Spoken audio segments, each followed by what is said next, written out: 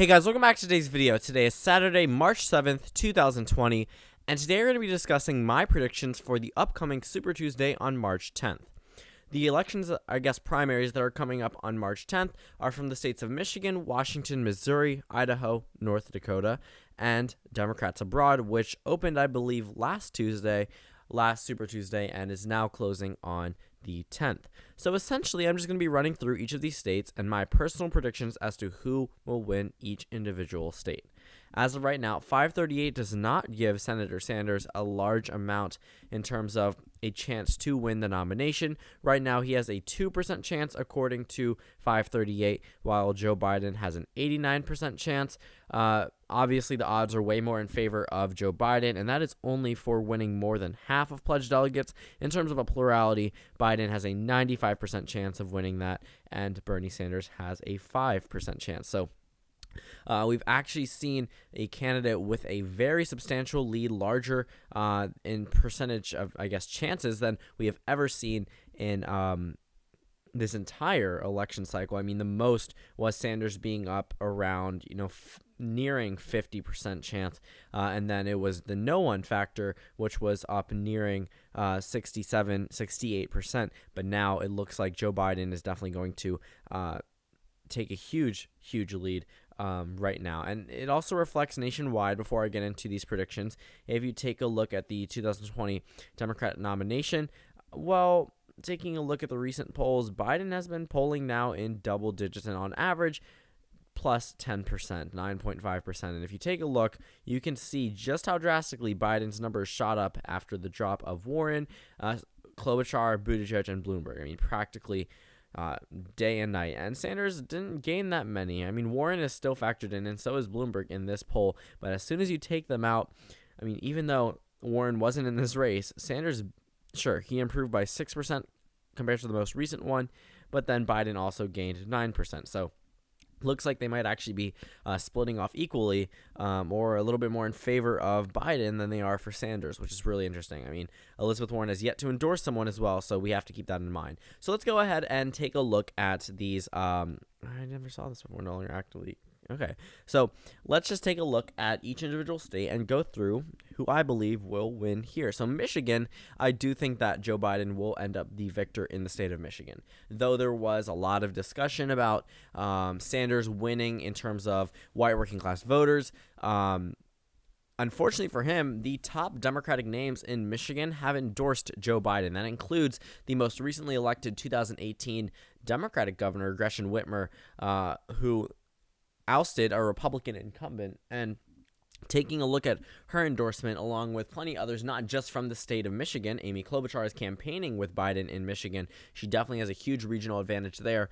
Michigan, I don't think, is actually going to be an upset like we saw in 2016. It was a pretty big upset because Hillary Clinton was leading here by 20% in terms of polling data, but this is not a prediction on my part based off of polling data. This is just based off the recent endorsements and the Biden momentum that is still continuing to hit until we reach that debate, which it is possible that Biden loses the said momentum, but at the same time, it will carry into this because there will not be a debate before this upcoming Tuesday.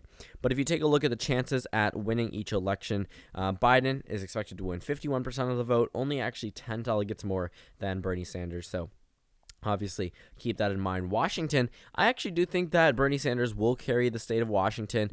It is possible Biden does pick up a victory, but Sanders really is going to need to hunker down and focus on Washington state. This is an area that he practically blew out Hillary Clinton in 2016 based off where he was in the primary.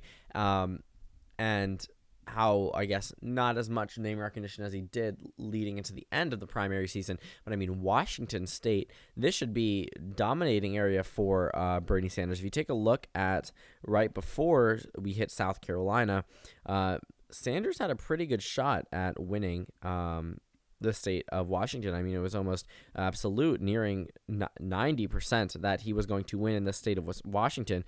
I don't know. I might have said Wisconsin, but Washington. But now he is down to a 51% chance compared to 49% for Joe Biden. So definitely a huge increase after these recent drops. So I do think that Bernie Sanders will carry Washington. Missouri was insanely close in 2016. If you take a look at the 2016 Democratic nom in Missouri, Bernie Sanders, I think, lost by less than 0.2%. It was insanely close, but Biden definitely has a very large chance of winning here. In fact, if you take a look at one point, Biden had an almost 99% chance of winning in Missouri. It's still pretty high, almost around 90% at this point in time. 90% chance, exactly. And Sanders has a 10% chance, but I mean, man, after these dropouts, we see where the vote splitting goes. And sure, both candidates rise, but Biden ends up emerging victorious over Bernie Sanders in Missouri. And I do agree with that 538 prediction. From the state of Mississippi, obviously Biden territory. This is the South. Biden doesn't win here, I will be shocked. 97% chance that Biden wins here. You can almost guarantee they'll call it at poll closing. Idaho is really interesting. Bernie Sanders won this one back in 2016, and it was a very weird state. Idaho necessarily shouldn't have too many progressive voters, but there was a point in time where Biden was expected to carry the state of Idaho, but now it looks like Bernie Sanders is going to end up carrying it. It looks like there will be an exact tie of delegates, though, when it's coming down to these one-on-one races.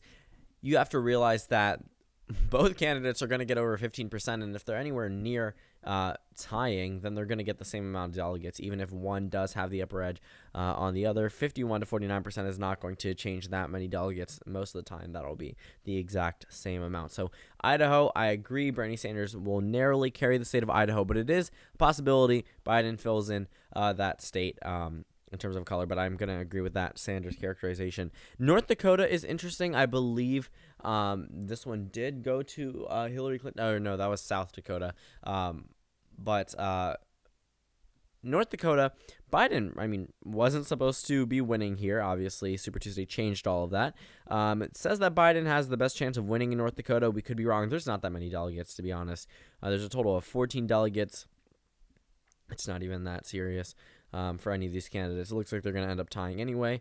But I actually agree with a lot of these 538 predictions. I think that Sanders does have a possibility at edging Biden out, though. But I'm not going to say that's the most likely scenario. Democrats abroad, Bernie Sanders won here in 2016. I think that Sanders may end up winning it again. I think that it's going to be a pretty substantial margin, but not that many delegates anyway. 7 total delegates. This is for Democrats that are outside of the states, whether it be for military or living elsewhere, and I guess they have dual citizenship, whatever. I guess these voters in 2016 overwhelmingly went to Bernie Sanders. It was a really insane margin. We shouldn't see too many electoral or delegate prizes other than Missouri, Washington, and Michigan. Michigan, I think, has 125. Okay. Washington has a total of 89, and Missouri has a total of 68. Other than that, Mississippi, 36. Idaho has 20. North Dakota has 14, and Democrats abroad is 7.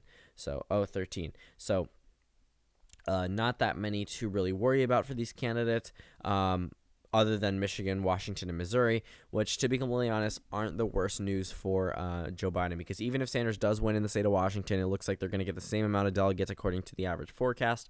So I'm not going to say that this is a really good time for Bernie Sanders. Once we do hit the debates, though, that is when the big states come in. Florida, Ohio, Arizona, Illinois. Bernie will need a very, very big debate win in order to ride momentum into these states, but it's almost guaranteed that Biden is going to win Florida. It says he has a greater than 99% chance of winning Florida. If he doesn't win Florida, huge gain for the Biden camp. As for Illinois, Tammy Duckworth just came out in support of Joe Biden, but Bernie Sanders still has pretty substantial support in Illinois. For the state of Ohio, right now, if you take a look, it looks like that Ohio is going to go to Joe Biden as well. Again, these things can change moving ahead. Right after that debate, it definitely could change things practically overnight. Bernie Sanders will need to do well. Biden will need to be on his defense, but it looks like Biden might actually carry all 4 of those states. Florida is almost absolute at this point. If he doesn't win here, then it's going to be really bad for his campaign. But this is greater than 99% chance. It's going to be really hard for Bernie to overcome that. But that's pretty much it in terms of upcoming elections. You heard all my predictions on all of these. We will compare them as we hit Tuesday and the actual results moving forward. But Again, it's not looking too good for Bernie Sanders nationwide. He really is going to need to recover somehow, which he could do technically with debates, but Biden is definitely breaking away from the, when I say rest of the pack, I mean Bernie Sanders. So that's pretty much it. Biden has an 8 in 9 chance at winning the nomination. No one, which means contested convention, has a 1 in 12. Sanders has a 1 in 50 chance, and Gabbard has less than 1%. I'm surprised she's still in the race. I mean, look at all the people that have dropped out, and Tulsi Gabbard has yet to drop out either. So thank you guys so much for watching this video. Make sure to comment down suggestions below, and I will see you all tomorrow.